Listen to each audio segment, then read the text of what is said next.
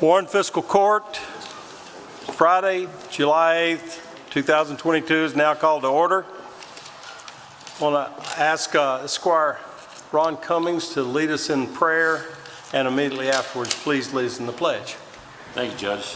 Pray with me, please. Dear Heavenly Father, Lord Jesus, we come to you today with humble hearts, Lord, and we're so thankful for all you do for us, Lord. We're thankful to live in this wonderful county that, you know, we just call it the best place in the world to live. So thank you for looking over our group.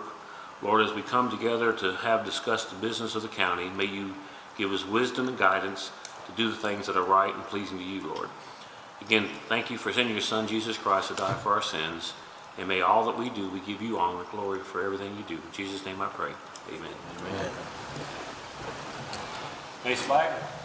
I pledge allegiance to the flag of the United States of America and to the republic for which it stands, one nation, under God, indivisible, with liberty and justice for all.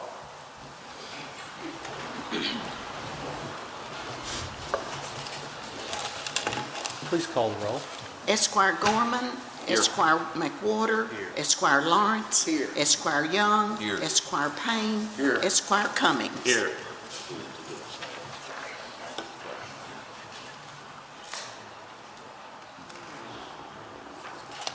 Okay. We need to approve the minutes of the fiscal court meeting of June 24th, 2022. So moved. Motion by Esquire, who was that? Esquire Cummings, second by Esquire McWhorter. Discussion, questions? No additions or corrections, please call the roll. Esquire Gorman. Yes, Esquire McWhorter. Yes, Esquire Lawrence. Yes, ma'am. Esquire Young. Yes, ma'am. Esquire Payne. Yes, ma'am. Esquire Cummings. Yes, ma'am. Okay.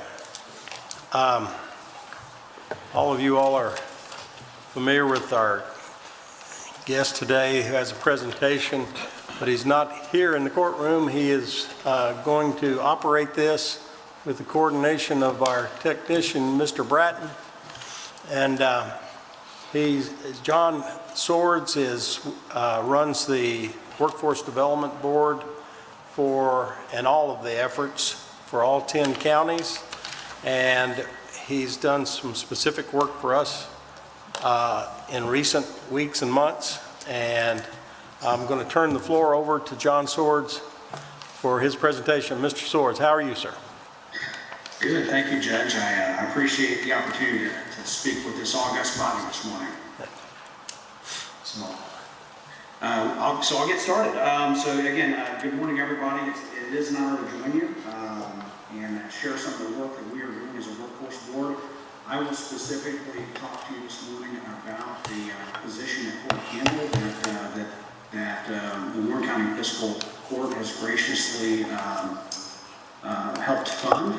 But before I do that, I'll kind of just give a little bit of an overview of the workforce board, who we are, what we do, give some examples of what we do, and then I'll get to the meat of this. So let me share a screen, and I will get us started. Can everybody hear? Okay. All right, you guys can hear me okay? Yes. We're good. All right, and can we see a slide? Can we confirm that?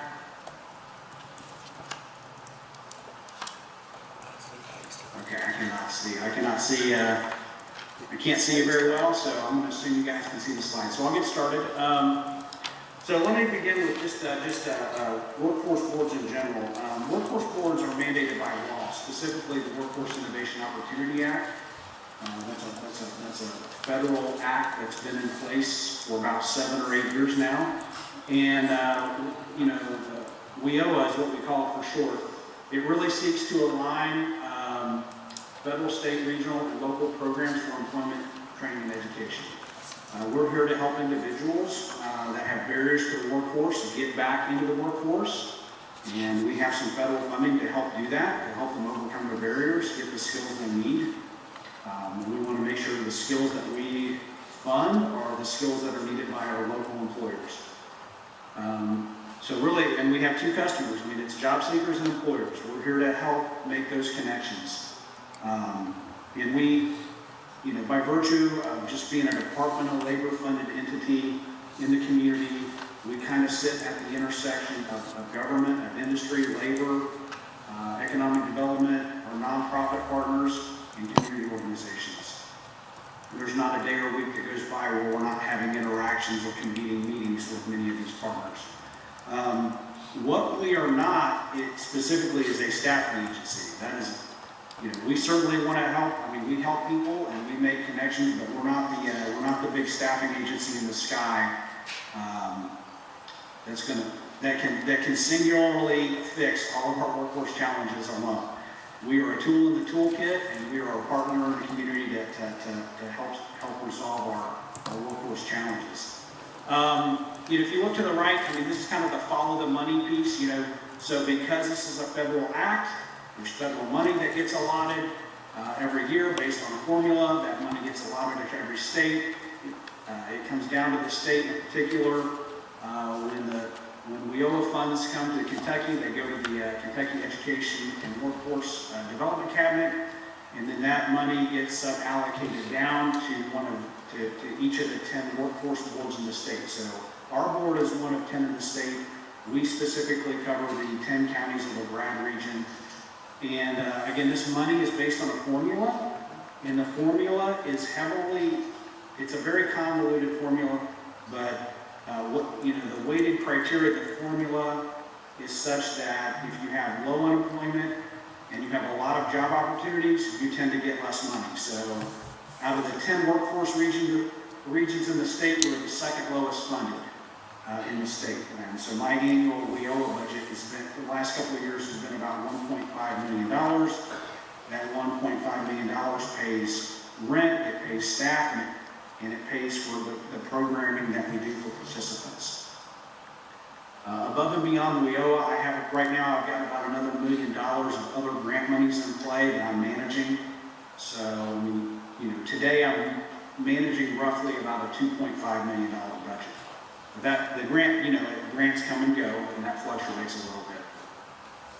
So that's kind of a big picture of what I'll kind of drilling down. What I want to kind of point out here is one of the things we've done as a workforce board the last couple of years is we really hired people to focus on very specific demographic groups, and we found that to be very successful by having somebody singularly focused on a demographic group. So you can kind of see here, Matt Bacon, we've had him in place for 2 years now, and just this spring, we're just looking at kind of this spring-summer time period. This spring, he did a lot of work across almost 10 high schools in the region to engage over 5,000 high school students. He organized career exploration events, hiring events. He brought employers to campuses. He sat down and helped students with resumes, interview assistance, completion of FAFSA so that they can go to local colleges. So tremendous amount of work. These are really big numbers for us, but what I would point out with Matt is he didn't have near these types of numbers the first year. It took some time for him to kind of get traction, to get on his feet, to develop trust with our local high school, with our principals, with our career and college counselors, and now they can't get enough of them. They want more of them. Aaron Pointer in the middle, he's a reentry focused staff member. He's actually works for our workforce board and the Cumberland, so he splits time across 2 workforce areas. But within our areas, just this spring, he's personally assisted over 200 individuals that have some type of justice-related background. A lot of times, the way this work looks is when you're working with these folks, you got to get them over to a resource partner first to fix some barriers. It could be housing, it could be transportation, it could be any number of things. It could be getting identification. Once we get those barriers resolved with the help of our community partners, then he's going to work to get them placed with an employer. And this year, this spring, we were able to hire Anna St. Christopher. This actually, she's been hired through a grant that we got that was a response to the tornado. And she has hit the ground running, and in a very short order, she has really integrated herself into our international New American community, and has really just personally been trying to get folks hired.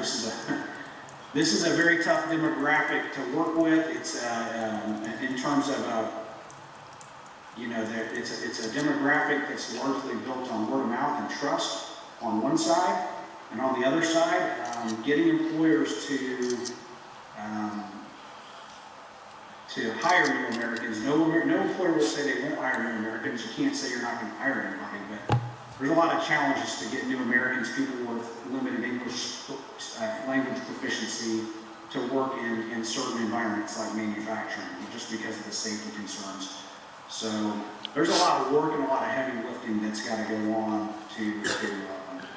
to make these connections work. And so half of her job is working with new Americans. The other half of her job is engaging employers and talking about things that they can do to more readily hire these folks. So that's just that's just 3 examples of staff members that have been doing some good work. But the key takeaway is that from a workforce practitioner perspective is that when you put somebody and you say, hey, you're going to focus on this demographic, we get results. It can take a little bit of time to get results, but we get results when we put that singular focus on a demographic. And so that's a little bit of a lead into when I talk about the military, our military hiring initiative at Fort Campbell. Before I get there, one other thing that we do as a workforce board, this goes to, back to that WIOA slide of aligning partners to create opportunities. This is an example of something that we've been involved in for the last year, and this is a very busy slide, but the cliff notes on it is a year ago, the Bowling Green Chamber brought together our organization, 8 heavy equipment employers, the major employers in the region, SkyCTC, Western, Warren County Schools, to say, hey, we got a major shortage of heavy equipment operators. What can we do? And so this group began meeting every couple of weeks to come up with solutions. And over the course of the year, the employers were ready to commit heavy equipment. Sky and Western were ready to offer curriculum. Warren County Area Technology Center in the Trans Park was ready to host a heavy equipment program. The Bowling Green Chamber had verbally committed 10 acres of land, so that when it got to the point that students could push dirt and learn how to operate equipment, they would do it. And then our piece of it as a workforce board is we committed to trying to get a grant to buy heavy equipment simulators. That way students could learn how to operate heavy equipment in a simulated environment, in a classroom environment, before they transition to the real thing. So it took a couple of back and forths, but we finally secured a $392,000 grant early this spring to purchase 4 simulators, plus the books and materials and curriculum to go along with it. So we were successful in that, and kind of where we are today is that the simulators are here, they're on the ground. I think next week we, the collective, are going to interview 3 candidates for be an instructor. And this will primarily start as a high school career pathway program with some opportunity for folks to transition into some adult learning programs. So we're looking to get an instructor interviewed next week, hired soon.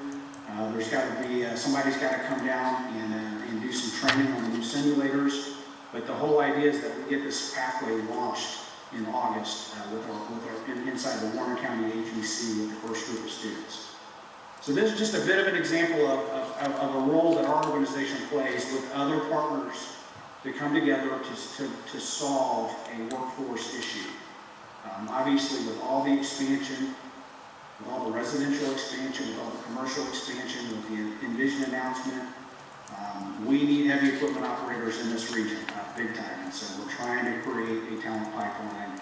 But it really has taken all of us collectively to pitch in to develop this. And so there should be, in the coming weeks, there should be a ribbon cutting as we get this off the ground at the Warren County ATC.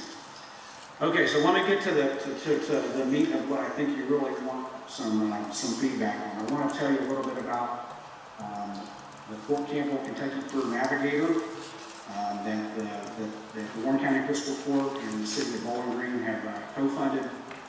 So on the screen you'll see Mike Daly. He's a U.S. Army veteran. We actually hired him on April 25th. In the first week we brought him to Bowling Green. We took him all over Bowling Green, Warren County. We made a lot of introductions. We wanted him to get a feel for not only our community, but also a feel for our quality of life. And because we want him to speak about living, working, and playing in Bowling Green. Get to know our schools, get to know our recreational and tourist places. So anyway, we did that, and then we got him positioned at Fort Campbell on May 3rd. So this is a picture of the Fort Campbell Army Transition Center.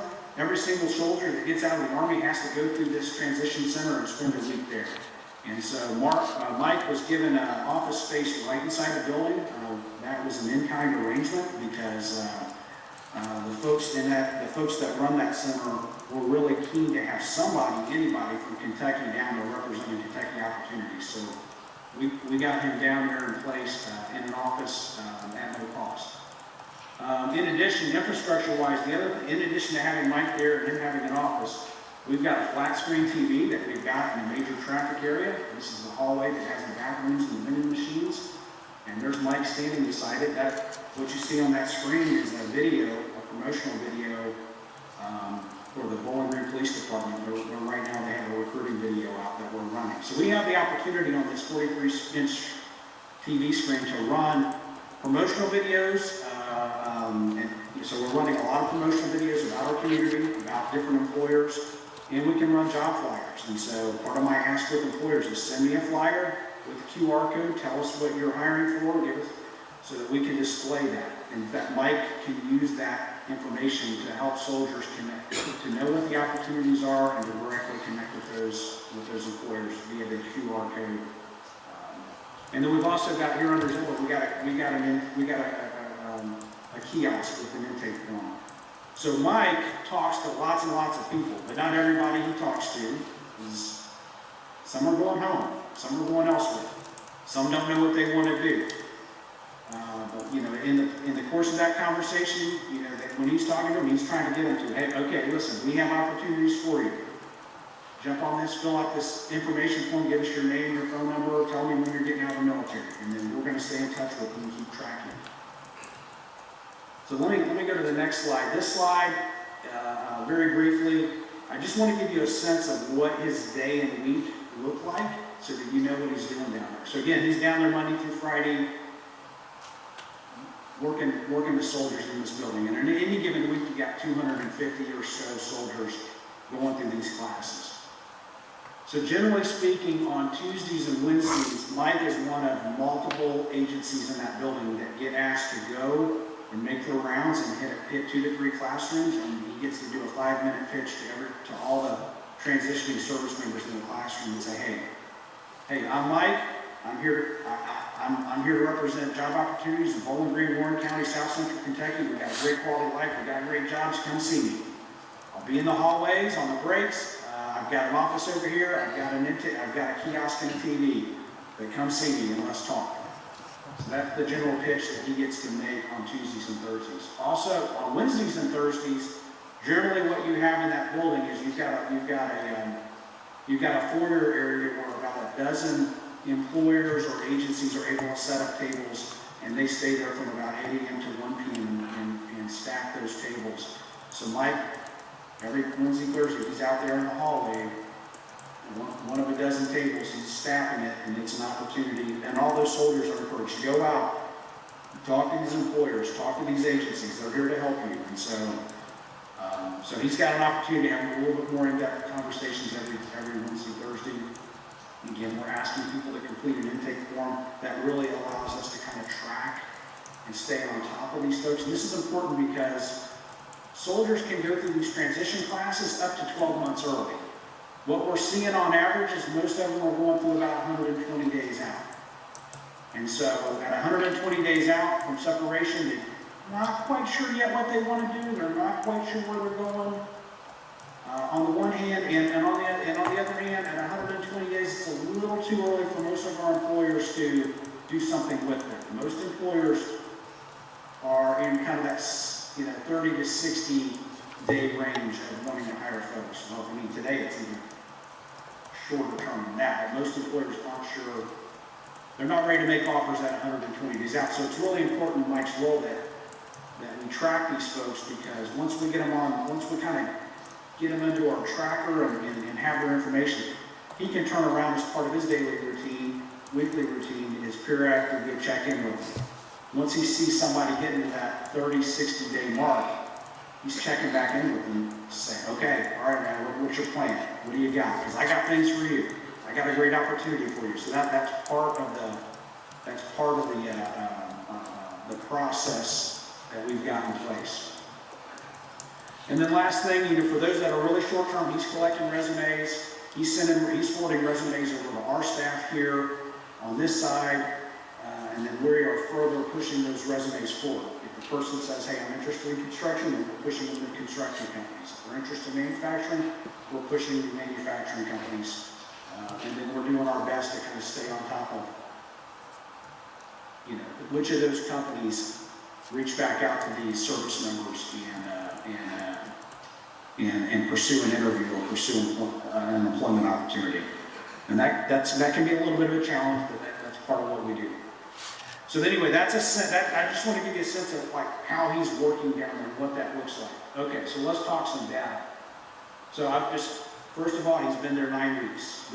Today marks the 9th week he's been there. So it's really early in this 1 year. You guys are funding him to be down there 1 year, so it's pretty early.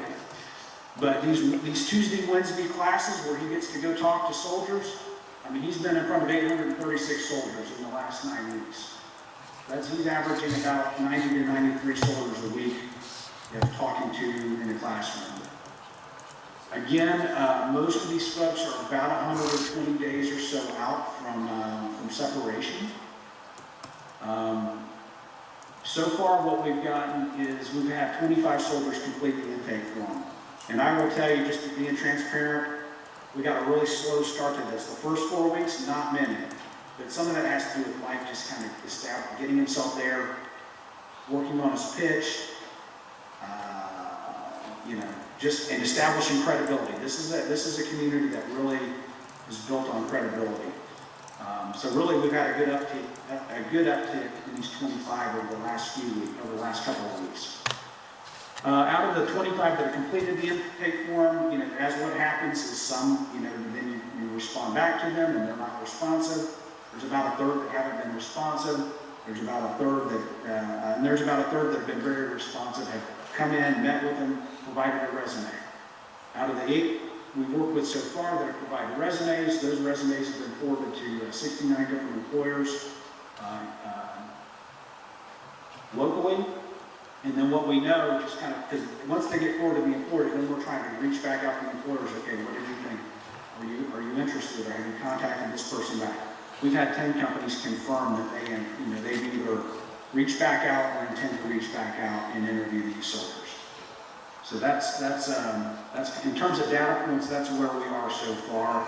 I will also say that Mike participated in a 2-day summer job fair that was down at Fort Campbell.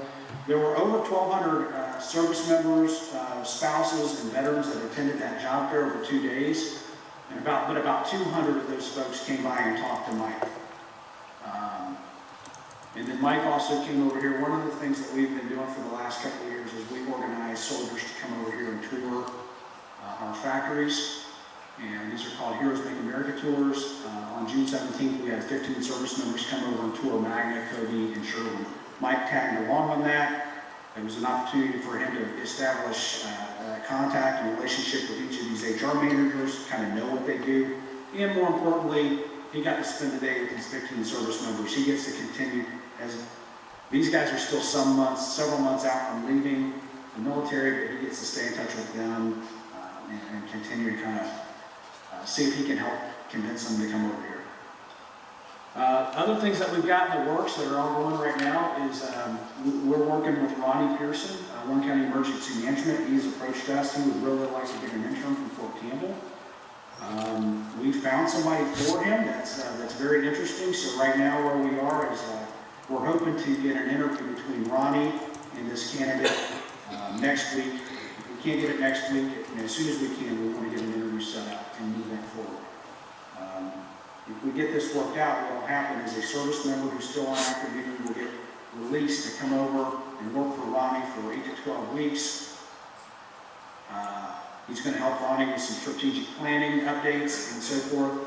And, it'll get that service member an introduction to emergency management and possibly, I don't know if there'll be a job opportunity on this end for him. That'll be between Ronnie and probably the fiscal court, but it'll be a win-win for everybody if we can pull it out. And then the other thing we're working on right now is we're working with Penny Bowles of Bowling Green Police Department. We're trying to see if we can set up a similar type of program where we can get a service member to come over here and go through the local police academy before they get out of the military. And so that's a conversation in the very early stages. But I will say, we couldn't really have this conversation without Mike being down there, because Mike's got to be that coordination point on that end for the approval processes and so forth. This is kind of an added benefit of having him down there, is creating local internship opportunities or training opportunities for soldiers before they get out. All right, and then my kind of observations on so far, first 9 weeks is, yeah, it's been slower than I like. I would call it methodical. Again, it's methodical because it does take time you've got to establish yourself. You've got to build relationships and trust with the people in the building. It's no different than the examples of Matt and Aaron before. They've been on my staff for 2 years, but the first year was, the results the first year were not near what they were the second year because they had time to kind of get learn it and develop trust and start to make things happen. And that's kind of where we are with Mike is, the first month was slow. The last couple of weeks, it's really, from what I've seen, it's really picked up. But that's because he's gotten better with his pitch. And we've had to work through some of our communications of folding resumes, keeping track of where we're at with somebody when the resume's been pushed over. So anyway, there's been a learning curve, but the learning curve is going in the right direction. Is my assessment. So that's Mike. And the last thing I'll just kind of introduce to you is kind of what's next, what we're leaning into. And this is a bit of a shift. But as many of you may know, we've had a workforce participation working group going on since December 3rd. And that group has been comprised of Judge Buchanan, Western Kentucky leadership, Sky leadership, our 2 school superintendents, Bowling Green Convention Visitor Bureau, the Bowling Green Chamber, the International Center, Proud South. So we meet every couple of weeks and we're talking about how do we address this critical workforce shortage that we've got in the region. And some really good conversations and ideas have come from this. I mean, Mike's position came out of this. Every time we meet, we spend a fair amount of time working on with Proud South. Okay, what are the results so far of Proud South's activities? How does it need to be tweaked, turned, adjusted to do better? And so Proud South gets a lot of feedback out of it. The Bowling Green Convention and Visitor Bureau, they've done some very strategic marketing to folks that are coming into the community for tourist reasons. They're not leaving Bowling Green without getting a sense that this is a great place to live, work, and play, and that there's opportunities here for them.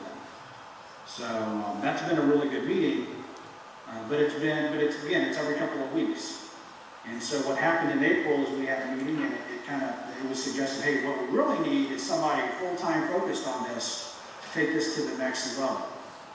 And there was a lot of head nods that, yeah, we do need somebody to really, we need to evolve into a full-time task force rather than have a part-time occasional working group. So that's where we've been leaning into. Buddy Steen, WKU Innovation Campus, within 24 hours have offered up space over there at no charge to create a workforce innovation lab with a war room, so we could get set up and we would have a space for somebody, once we filled it, for somebody to work out of it. And so what we're looking at, ideally we want 1 to 2 full-time positions. These would be grant funded. We would have a workforce lead, and then we would have a research. And if the money emerged, we would also have a researcher to help that person. But being in that innovation lab and in that space really is a great idea because it facilitates the opportunity from volunteers from the community, from different walks of life to come in and contribute, because that's the spirit of the innovation lab. There's also an opportunity to harness internships through Western or Sky. Hey, can we get students that are studying data analytics to come in and work on a project for us as part of an internship? And it creates that kind of synergy and collaboration if we pull it off right. So that's the idea. The bottom line is what we want this position or these positions to do is help us solve for our workforce challenges right now, but also think about the workforce challenges to come. Workforce challenges to come, what are the impacts of technology, robotics, AI? Those things are coming. They're here and they're coming. What are the impacts of becoming an EV battery production economy? We need to think about that now and going forward. Between Envision and Forward, we need to anticipate how is that going to impact our local labor market. So we need somebody really kind of thinking through these things, studying these things, and leading that effort. The last slide I've got for you today is this is just a couple of highlights from the job description that we've put together. We think verbally, we believe we've got enough money. We've got $60,000 verbally. We think that's enough to get started on this.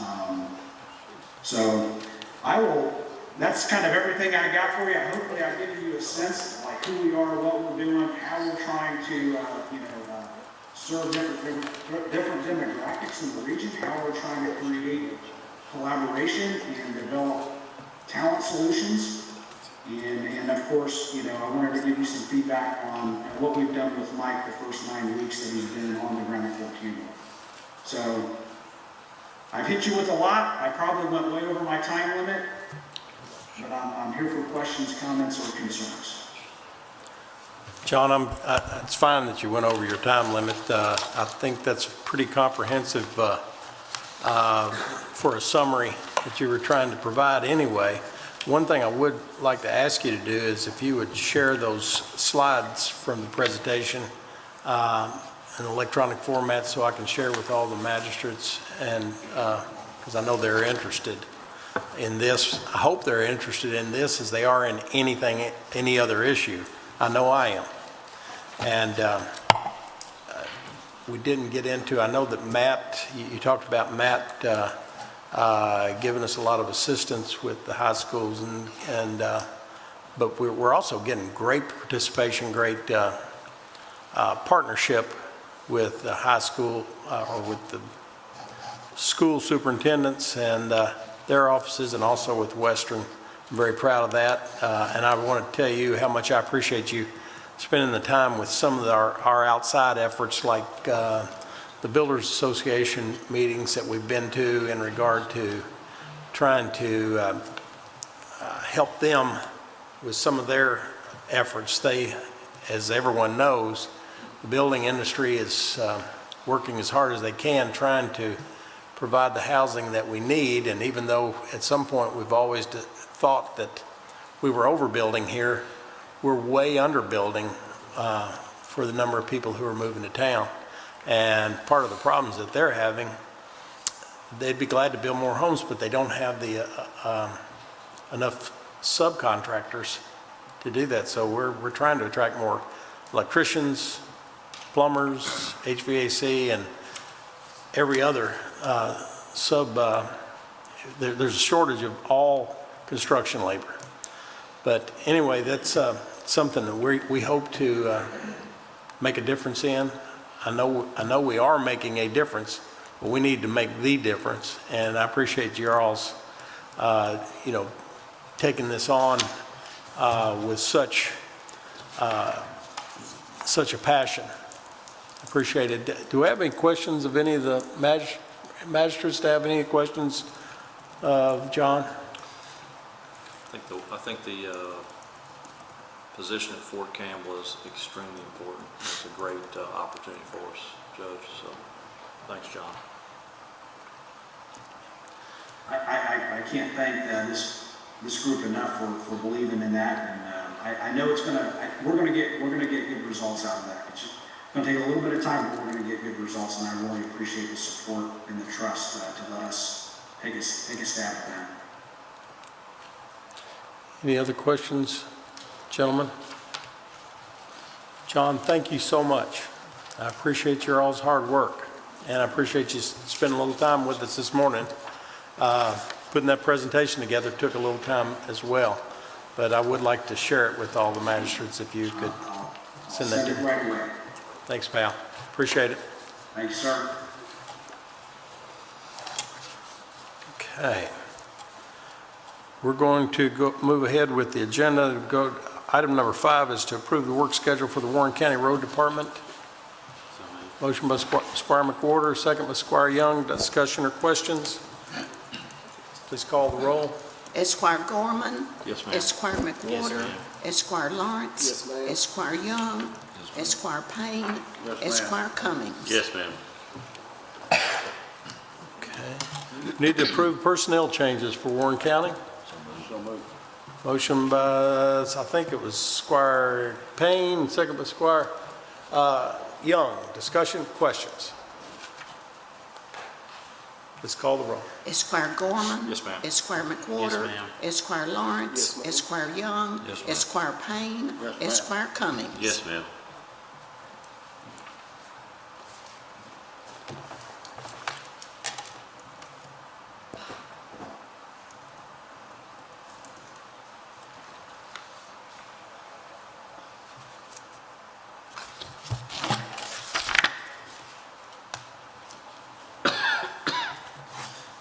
Okay, if there are no objections, I'm going to move item number 22 forward. It's to approve the agreement with the City of Bowling Green and the City County Planning Commission for an Environmental Systems Research Institute, Inc.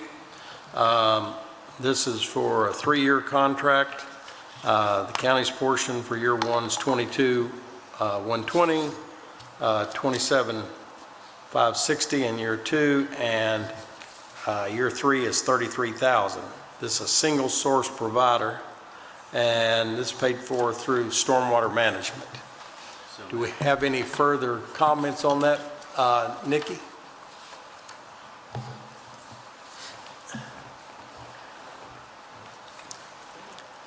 Mr. Meredith can.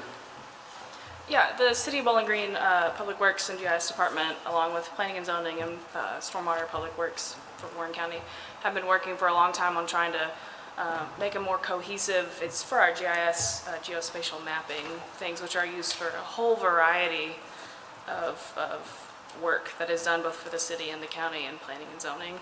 And one of the biggest issues with GIS is that there's a lot of base work that needs to be done that is being done by multiple entities. And so we're having people do the same work. It's repetitive, it's redundant, and it creates data issues. So we're trying to partner together because the software's so expensive. If we join forces, it's called an enterprise agreement with ESRI.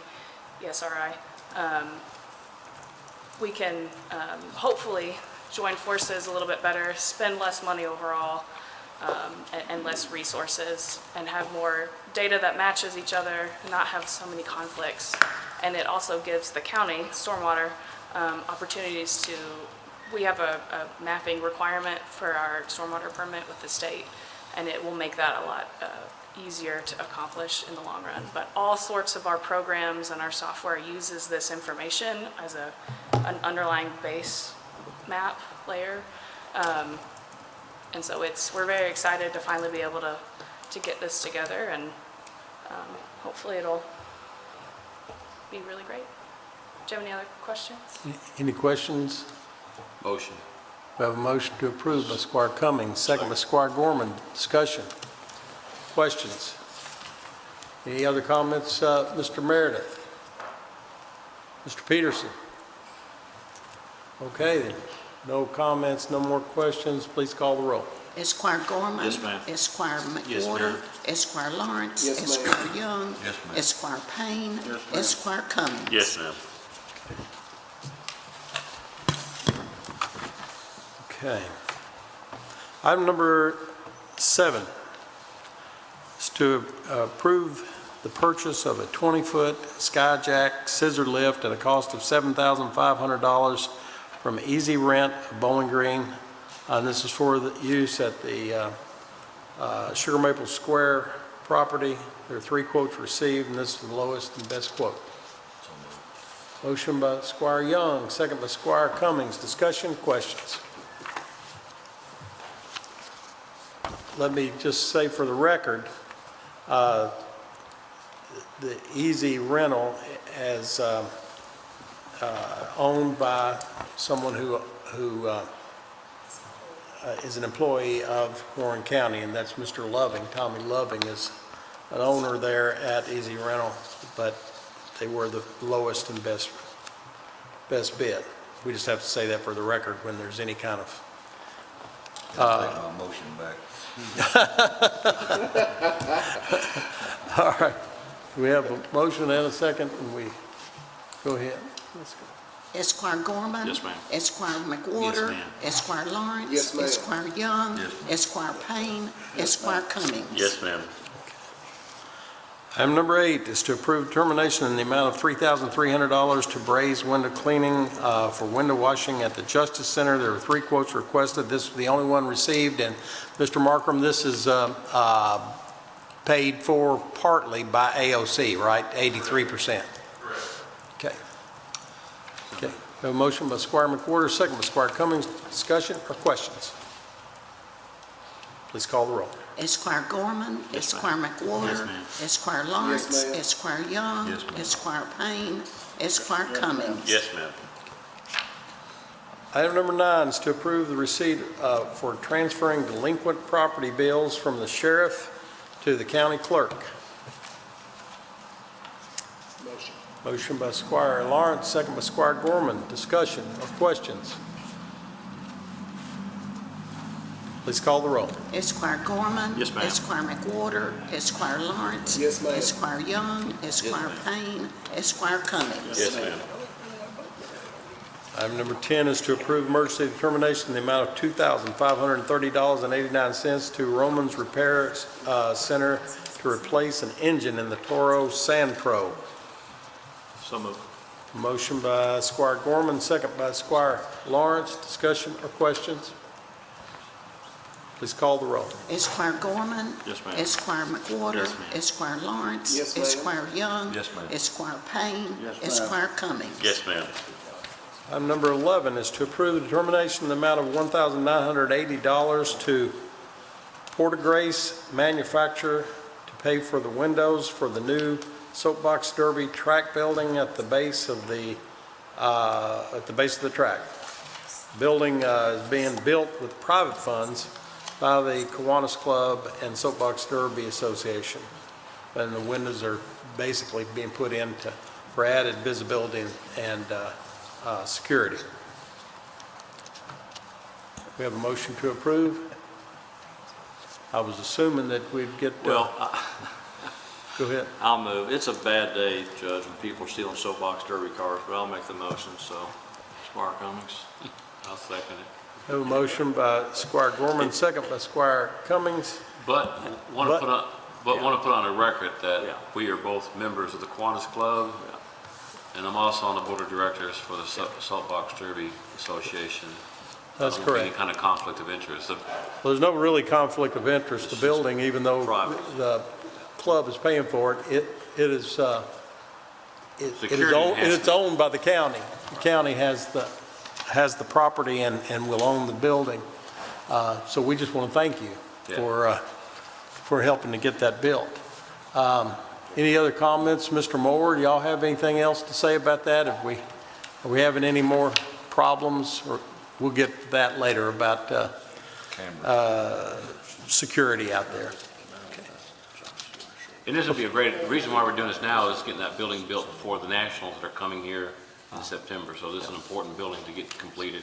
Yeah. And again, between the Kiwanis Club and the Saltbox Derby Association, they're contributing about $12,000 or $13,000 to build this building, so. Yeah. It'll be an important part of the overall events out there. Yep. Okay, we have a motion and second. No further discussion, comments. Please call the roll. Esquire Gorman. Yes, ma'am. Esquire McWhorter. Yes, ma'am. Esquire Lawrence. Yes, ma'am. Esquire Young. Yes, Esquire Payne. Yes, ma'am. Esquire Cummings. Yes, ma'am.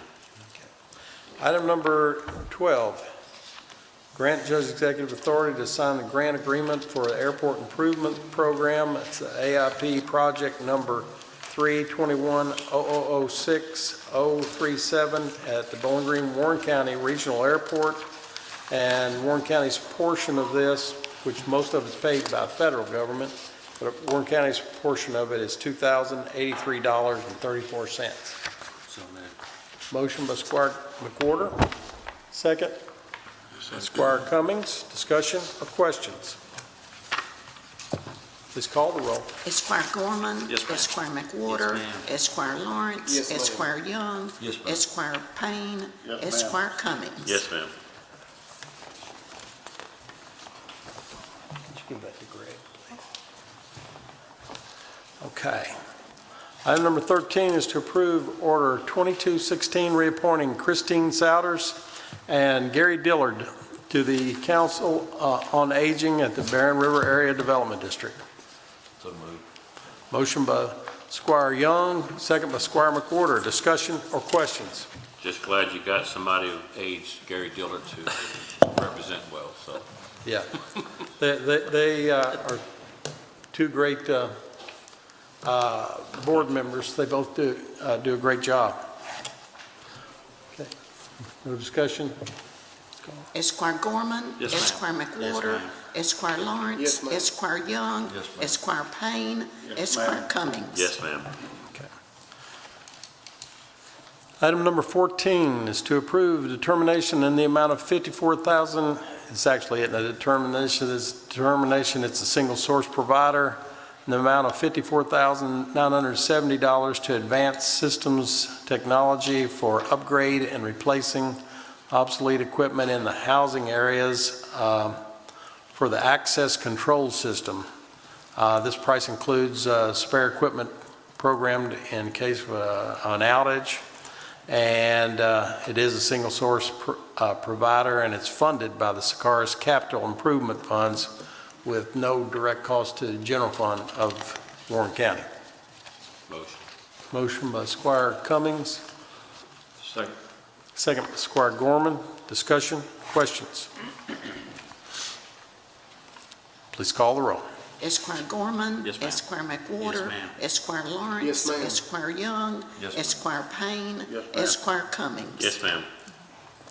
Item number 15 is to approve determination in the amount of $29,762.33 to AAA Systems for an update and installation of camera systems in White, Moore, and Buchanan parks. These cameras have the ability to flash and the ability for audible voice notifications and alarm.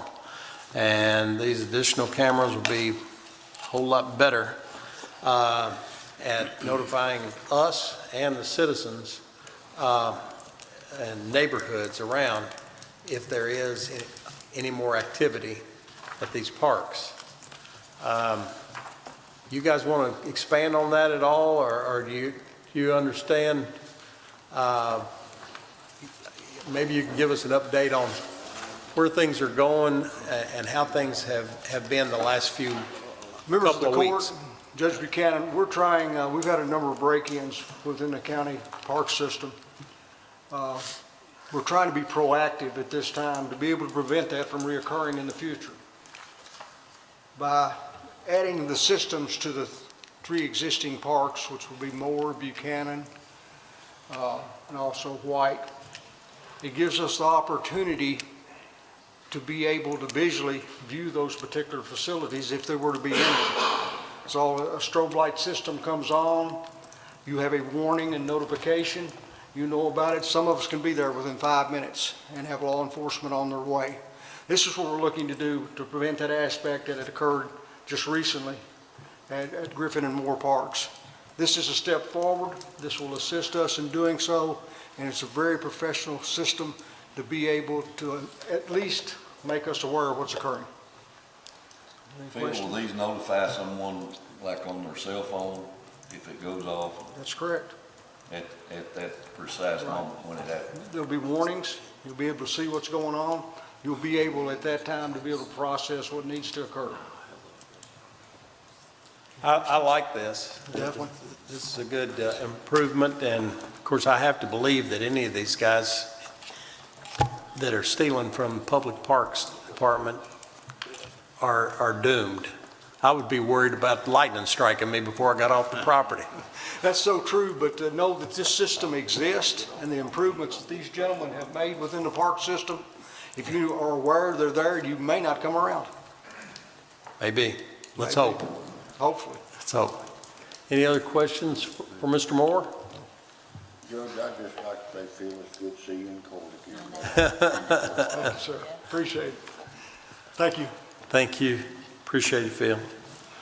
Okay, we have a motion. No motion. Motion by Squire McWhorter, second by Squire Young. Discussion or questions?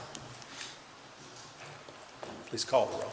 Esquire Gorman. Yes, ma'am. Esquire McWhorter. Yes, ma'am. Esquire Lawrence. Yes, ma'am. Esquire Young. Yes, Esquire Payne. Yes, ma'am. Esquire Cummings. Yes, ma'am. Item number 16, grant Judge Executive Authority to sign funding agreement with the City of Bowling Green for the benefit of the Drug Task Force and all Burn Jag grant-related documents for the Drug Task Force. So moved. Motion by Squire Payne, second by Squire Gorman. Discussion, questions? Please call the roll. Esquire Gorman. Yes, ma'am. Esquire McWhorter. ma'am. Esquire Lawrence. Yes, ma'am. Esquire Young. Yes, ma'am. Esquire Payne. Yes, Esquire ma'am. Cummings. Yes, ma'am. Item number 17 is to approve the contract litter pickup program and disposal agreement and grant Judge Executive to sign all related documents. Motion. Motion by Squire Cummings, second by Squire Payne. Discussion, questions? Please call the roll. Esquire Gorman. Yes, ma'am. Esquire McWhorter. Yes, ma'am. Esquire Lawrence. Yes, ma'am. Esquire Young. Yes, ma'am. Esquire Payne. Yes, ma'am. Esquire Cummings. Yes, ma'am. Item number 18 is to approve determination in the amount of $12,158 to EFI to replace the guardrail on Bristow Road that was damaged during the tornado in December. Single source provider. Motion by Squire McWhorter, second by Squire Young. Discussion, questions? Please call the roll. Esquire Gorman. Yes, ma'am. Esquire McWhorter. Yes, ma'am. Esquire Lawrence. Yes, ma'am. Esquire Young. Yes, ma'am. Esquire Payne. Yes, ma'am. Esquire Cummings. Yes, ma'am. Item number 19 is simply to make part of the record a certificate of liability insurance for Clean Earth LLC. If there are no objections, this will hereby be entered into the record. Item number 20 is to approve the 211 report for June 2022. Motion by Squire Lawrence, second by Squire Gorman. Discussion, questions? Please call the roll. Esquire Gorman. Yes, ma'am. Esquire McWhorter. Yes, ma'am. Esquire Yes, ma'am. Lawrence. Esquire Young. Yes, Esquire Payne. Yes, ma'am. Esquire Cummings. Yes, ma'am.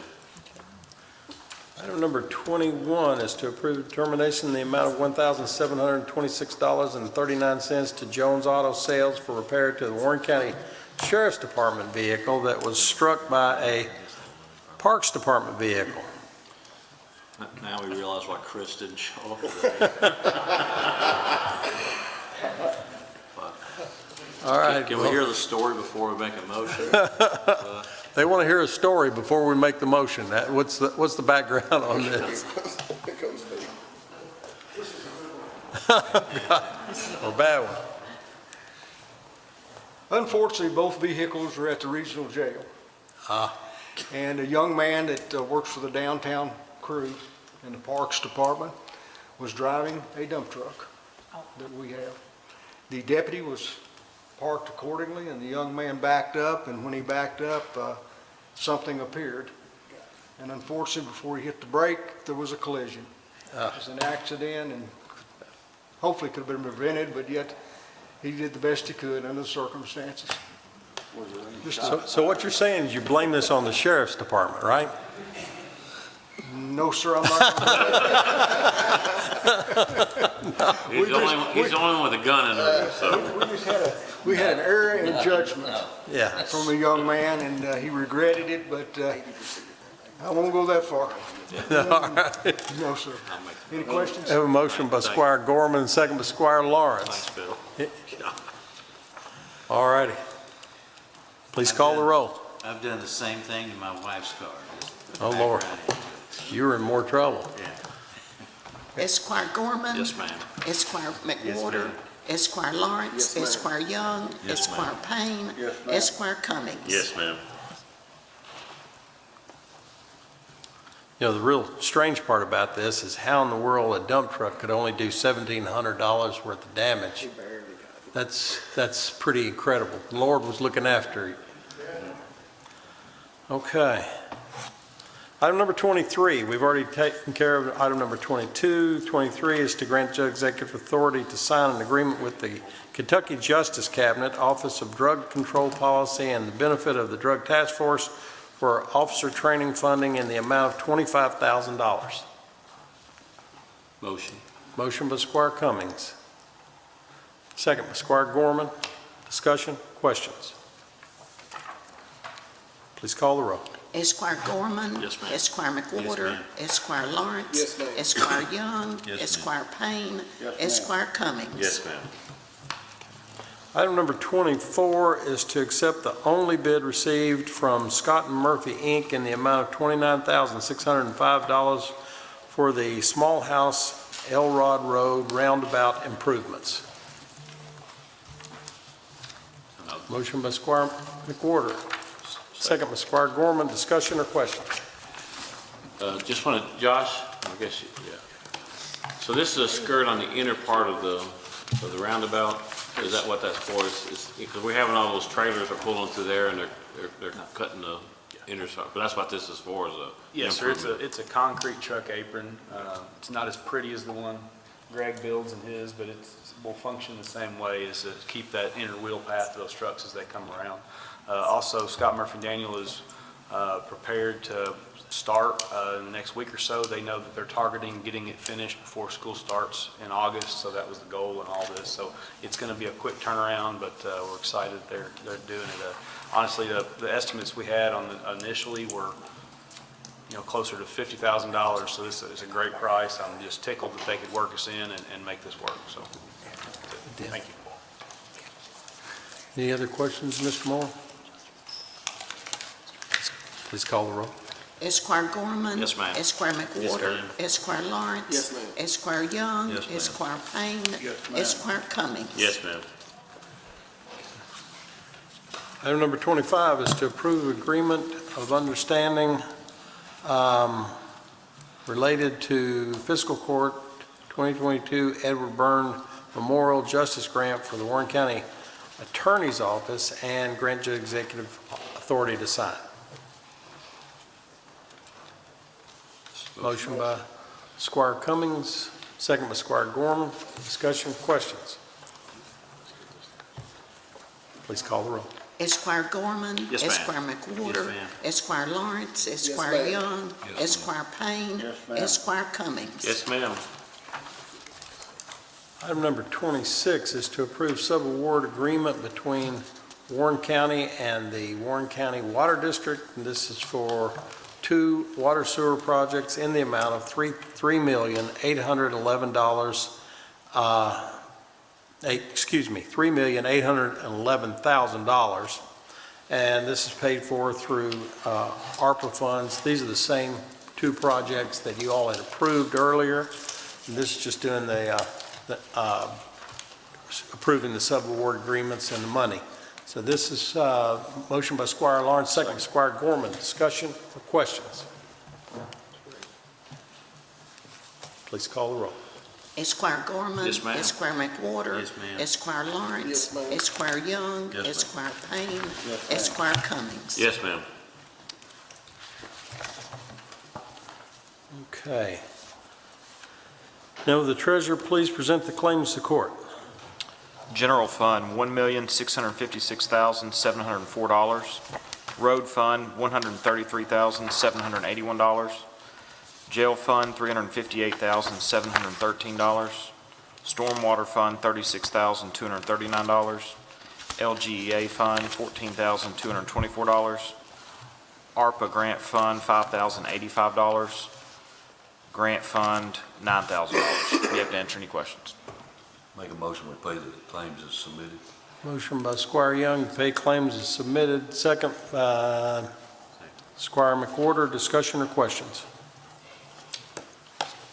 Please call the roll. Esquire Gorman. Yes, ma'am. Esquire McWhorter. Esquire Lawrence. Yes, ma'am. Esquire Young. Yes, ma'am. Esquire Payne. Yes, Esquire Cummings. Yes, ma'am.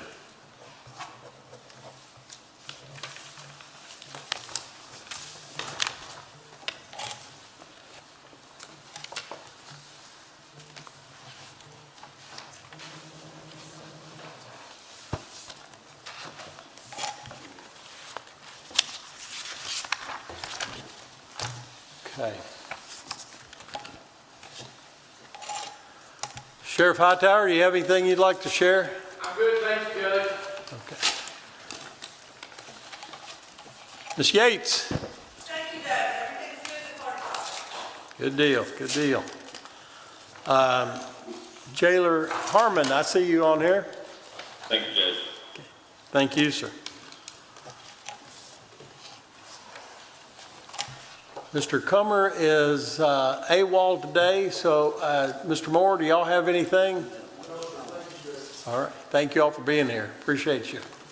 Appreciate the great job that all of y'all do out there. It's just amazing to me. Every time I look at the reports, to see what all you've been doing. I'm just so proud of the great job that you all do. I don't know how you do it all. Mr. Moore. Mr. Moore? Thank you.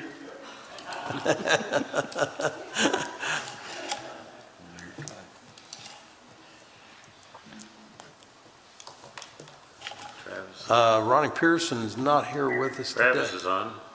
Travis, you on here? All right. Hey, Morning, Judge. how are you, sir? Good, sir. Thank you. Everything good? Yes, sir. Okay. You said thank you. Why? Nikki, do you have anything you wanted to share? Tommy Loving, glad to have you here as always.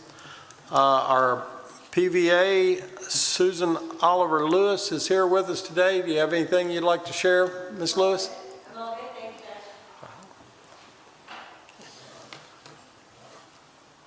right. Steve Speakman's here with us today with the Contractors Licensing Board. Steve, do you want to tell us anything? If you do, you got to come up to the microphone. Glad to have you here. Steve wouldn't have come in here as a chairman if he thought he had to come up here and speak, but that's so good. Chairman / interim director. Yes, intern for right now. That's Bob, as you know, retired after 30 years of service for the board. Unfortunately, 31 years ago, I had to hire him for that position. And hopefully I'll have a new one for us our goal is hopefully by November. We've got a committee put together and getting ready to advertise for that position, and hopefully have another good one we can have for 30 years. Hope so. Hope so. We certainly need it to be in full strength right now. Yeah, we've got over 3,000 contractors and specialty contractors signed up. It's been growing. It's going to grow more. Yeah. Thank you, Steve. Thanks for all your years of service and You'll be stepping putting up with me forward. for a little while until we get one some. All right. Thank y'all. Thank you. Mr. Peterson. Mr. Markram? Okay. Squire Gorman. Judge, thank you. Just a couple things. One, just want to wish Lynette a happy late birthday. She had another one, didn't know if we had a chance to do it. I think it's July 3rd, if that's correct. Yes, Happy indeed. birthday, Lynette. And just so proud to have Phil Moore here with us as well. It's always a pleasure. Someone who's changed the direction of our county in a giant way over the course of his career. Thank you for that. Also, Phil, just a personal request, if Cliff Meeks could be on call 24 hours a day for that until next 10 or 12 years would be great. And to Josh Moore as well, just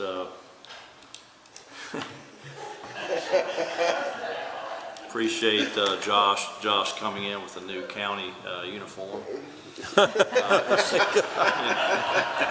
It has been pretty hot, but I think all employees should be.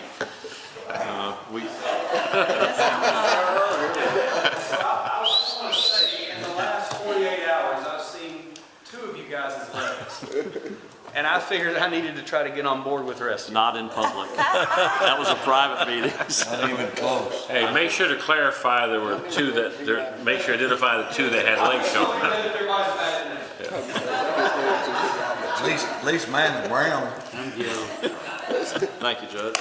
All right. Thank you, Squire Gorman. Squire Lawrence, how are you? I'm doing good, Judge. I just got a couple of things myself.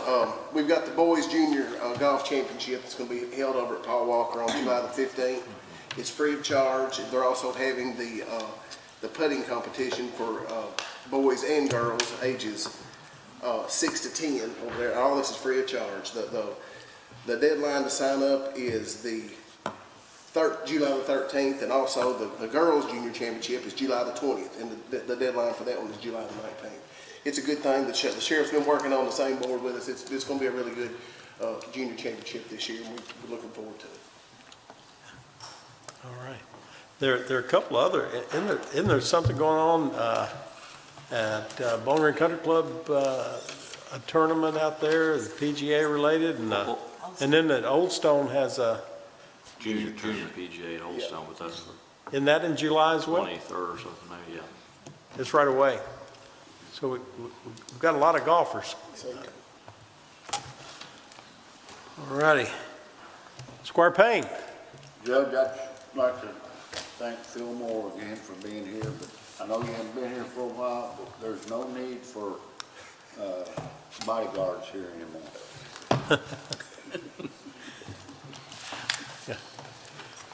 Squire Cummings? Judge, a couple of things. The Boys Community Center is having their summer ice cream social this Saturday, the 16th. Is that next Saturday? Next Saturday, the 16th, from 5:30 to 7:30 at the Boys Community Center. So please make on your calendar to come. It's always a good event.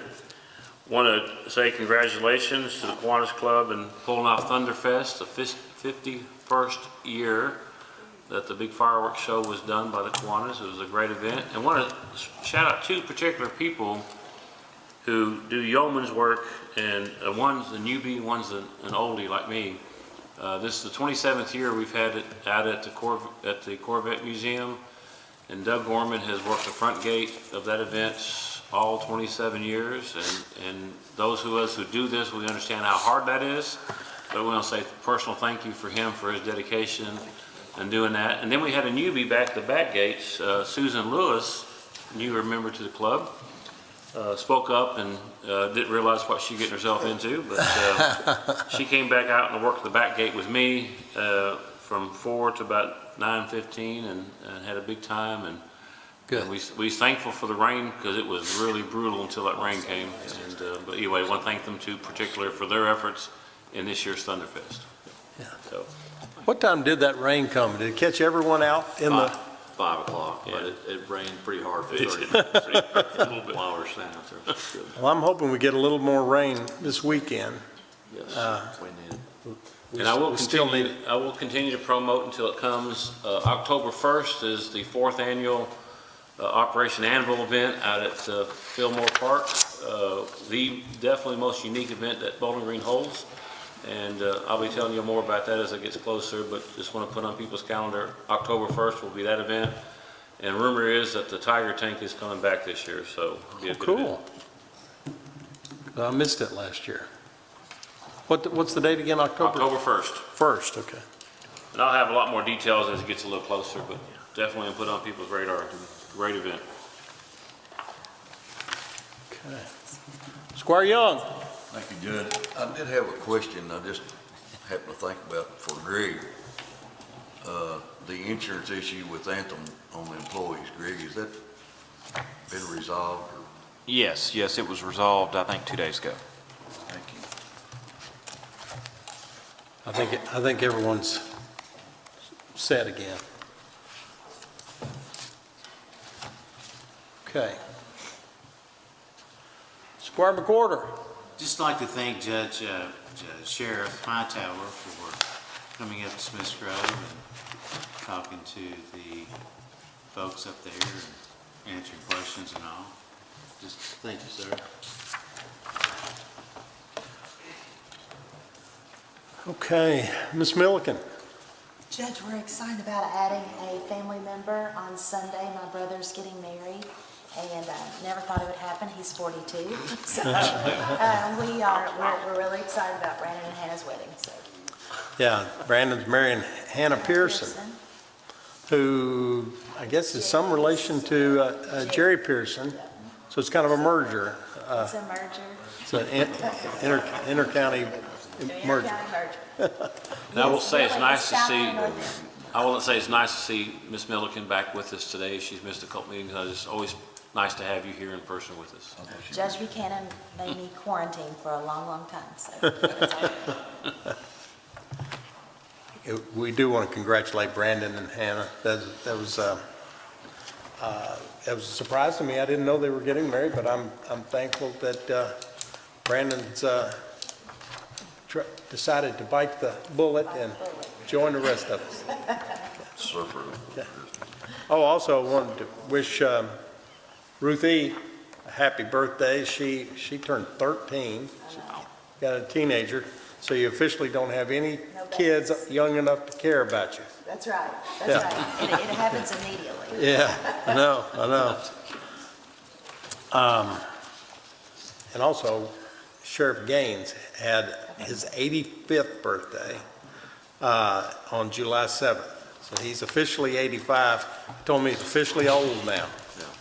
But he told me that I was already officially pretty old. So guess we were both right. All right, Mr. Burrell? Thank you, Judge. Judge Smith? Thank you, Judge.